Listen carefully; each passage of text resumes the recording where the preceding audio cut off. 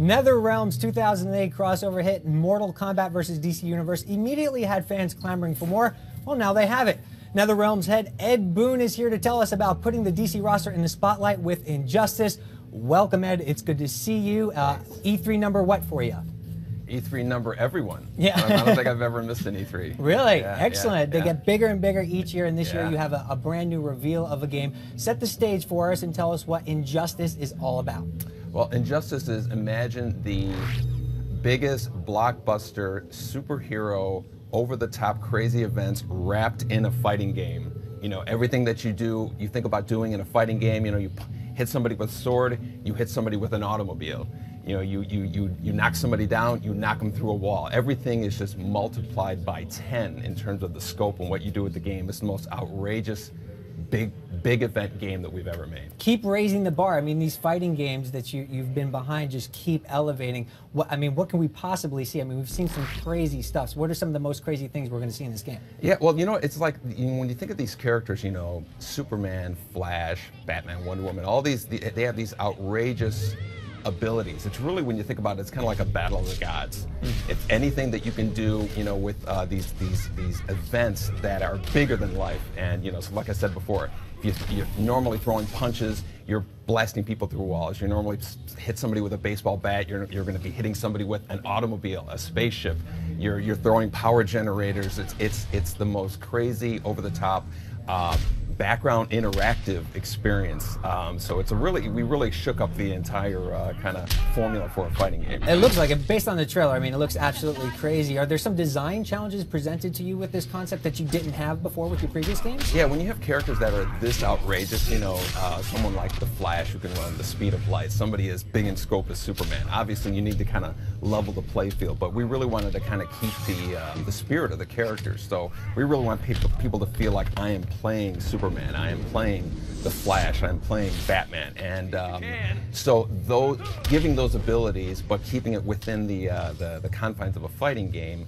Our goal was to really empower players, make them feel like they're doing things that are just so completely over the top. It's kind of like Mortal Kombat on steroids in a way. Wow, that's intense. Now, what about the story concept for this game? Where did it come from, and how long has it been in development?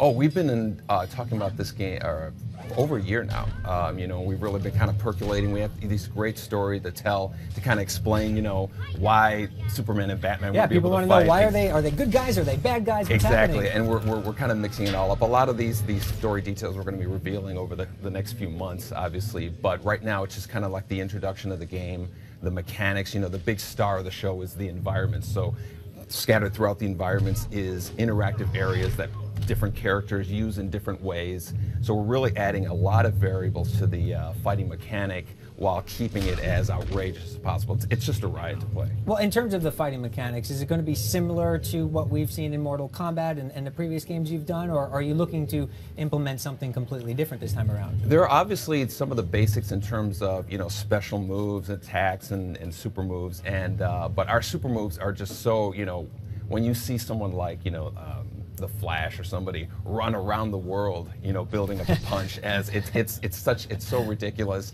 or Superman knocks somebody into outer space and knocks them back down on the ground. That's the kind of level of outrageousness that we're kind of presenting with the game.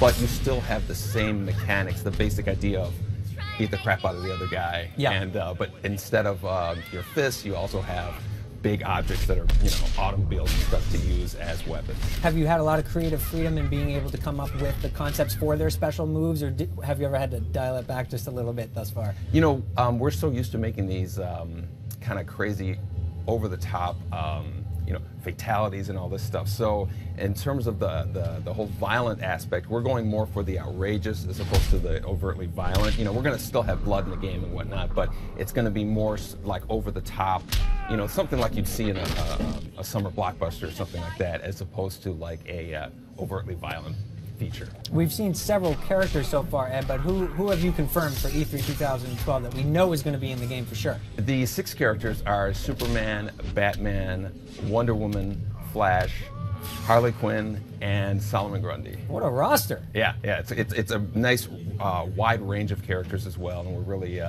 excited about how completely different these characters play and how the different characters use the different environments in different ways. So that's a great mixture we got going there. Yeah, change is always good, but at the same time, you recently experienced the success of the revitalization of Mortal Kombat, bringing that back into the fray and kind of going back to basics type of way. What did you learn from Mortal Kombat's recent relaunch that you are able to kind of apply here, either in a gameplay perspective or from, just appealing to what fans really want? For Mortal Kombat, I think the big win was, one of the big wins was that, we took such a dramatic departure with the previous game, Mortal Kombat versus DC.